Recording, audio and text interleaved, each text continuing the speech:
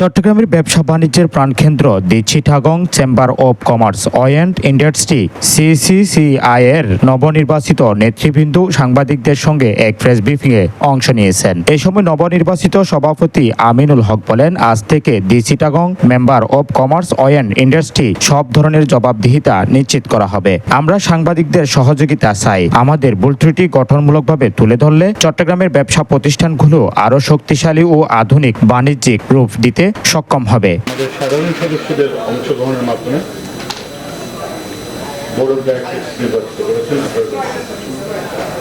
তার সূত্র ধরে আজকে 25শে মে 11:30টায় বোর্ড অব ডাইরেক্টরস মিটিং করলে 24 জন পরিচালক যারা নির্বাচিত হয়েছেন ওদের মধ্যে থেকে আমাকে সভাপতির দায়িত্ব দেওয়া হয়। ওনার আমজাদ হোসেন চৌধুরীকে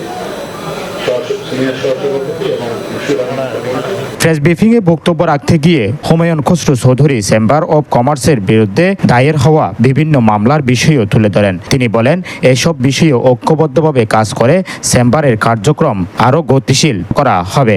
এই সময় উপস্থিত ছিলেন এস.এম. ইসমাইল খান, আবু হায়দার চৌধুরী, মোহাম্মদ আমজাদ হোসেন চৌধুরী, মোহাম্মদ নাসির উদ্দিন চৌধুরী, আসাদ ইফতিকার, আমানুল্লাহ আল সগির, মোহাম্মদ গোলাম সরওয়ার, মোহাম্মদ হাবিবুর রহমান, মোহাম্মদ শফিউল আলম, মোহাম্মদ শহীদুল ইসলাম চৌধুরী ও শহীদুল আলম। এছাড়াও উপস্থিত ছিলেন মোহাম্মদ আলাউদ্দিন আল আজাদ, মোহাম্মদ মশিউল আলম, সরওয়ার আলম খান, মোহাম্মদ জাহিদুল হাসান, নুরুল ইসলাম, সেলিম নূর সহ চট্টগ্রাম ব্যবসায়ী ও বিভিন্ন শ্রেণী পেশার গণ্যমান্য ব্যক্তিবর্গ সহ আরো অনেকেই।